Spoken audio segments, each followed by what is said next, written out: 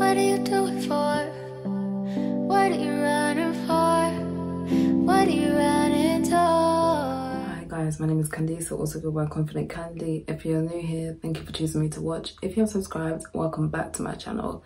Today, I've got something a bit different.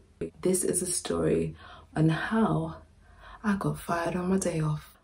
On my day off. If you'd like to know more, keep watching. So let me start from the beginning. The schools reopened here in England in March.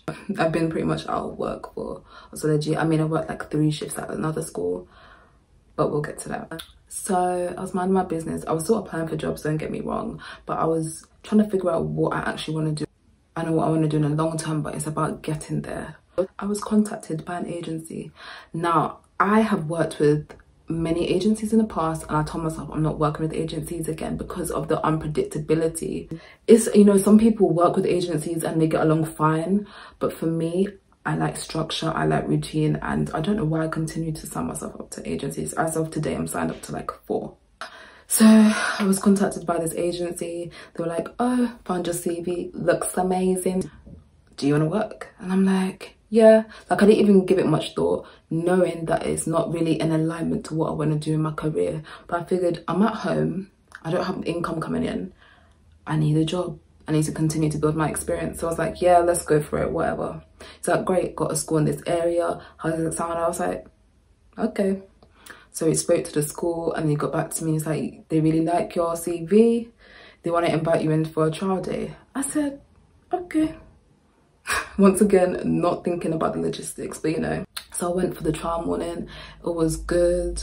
People there were cool, they were kind. Because I had like 3 shifts, they wanted to see how I interact with the kids. Because I went in for the trial morning, but the kids weren't back at school. They only had a few kids and their parents were like essential workers, so that's why the school was hosting them. So I went in on Monday, super nervous, could hardly eat my breakfast, I was that nervous. And the day was fine, like, it was cool. They liked me, they liked how I interacted with the kids, and so they offered me a contract. It's a contract, you can either go in every day and work as full-time or do 1 day here, 1 day there.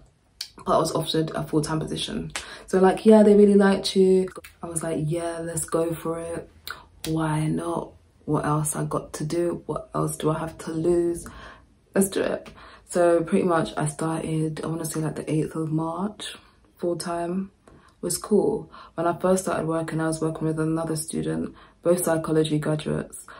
She was really cool. I think she was 22, 23. We hit it off great. We had a lot of common interests, and we were just like, yeah, this is just for right now. Like, basically, I was kind of like a one-to-one. I was a young girl in reception, so age of 4 or 5. We weren't sure of her needs. She had yet to be assessed because her parents weren't really on board with her getting assessed. So we just had to make sure she was okay. And she did things like put things in her mouth, so we had to make sure, we had to really be on her. We had to chase after her because she likes to run as well. Okay, so we were splitting the task that she will work with her in the morning, and then I'll work with the one-to-one in the afternoon, while my other TA, my other teaching assistant, special educational needs teaching assistant, will go to another class and work with a young boy who has ADHD.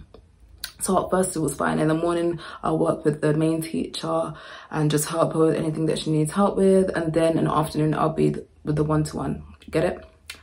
So that was cool. But out of the clear blue sky, after about 2 weeks, the TA that was super cool, she just left. She just bounced. She was saying that just working with the boy in the other class was just too much. Like, I was like, I wonder why she thinks that. So what happened? Now that she's gone, I have to do her work. And I was told that by the head teacher. So in the morning, I'll be working with the one-to-one, and we don't really know her needs. Let's say she's like kid A. And then in the afternoon, we work with a young boy who has ADHD. Let's call him kid B. At first, can I even say it was okay? It was just a lot. Like, going from one kid to another is a lot. In a mainstream school, when they're not too sure about their needs and don't really have like a plan of action, it is difficult, especially if you don't feel supported. I wasn't really getting my breaks on time. I wasn't really getting my lunch, because with the kid A, like I said, she likes to put things in her mouth. So you have to be on her, and if you leave her for more than 2 seconds, she'll go and run off or put something in her mouth. So because of that, the main teacher didn't have another TA in the classroom. It was just me and her. So I had to be with her up until lunch, when another TA would come and relieve me, and I'd have my lunch quickly and go to the other class with Kid B. Because of that situation, I was losing my patience. No, work was becoming less and less tolerable. I'm just gonna call it what it is. That's how I felt. So I spoke to my agents and I was like, I'm not really getting breaks, blah, blah. I went out. I didn't say that, but I was like, it's on my mind. Like, maybe I can go to part-time because it's becoming a lot. And he's like, whoa, whoa, whoa, whoa, whoa, whoa, slow down. Let me talk to the school and then I'll call you back and let you know what they said. So he did that. He was really sweet. He's really good. I spoke to the school. I was getting my breaks, but I was getting my breaks at the expense of another TA. She had to go on her break earlier and then come and relieve me so I can go on my break. I was like, that's not really fair. You need to employ another member of staff who will come in and do the breaks situation. Like, don't make the TAs do it because it's not in their contract. It's not their job. Teaching assistant isn't lunch supervisor. You feel me? Over time, weeks were going by. I was just feeling more and more stressed. Like, running after her and then sometimes being kicked by Kid B and spat out by Kid A. It's a lot, okay? She used to rip. It was a lot, and I didn't feel supported, if I'm honest.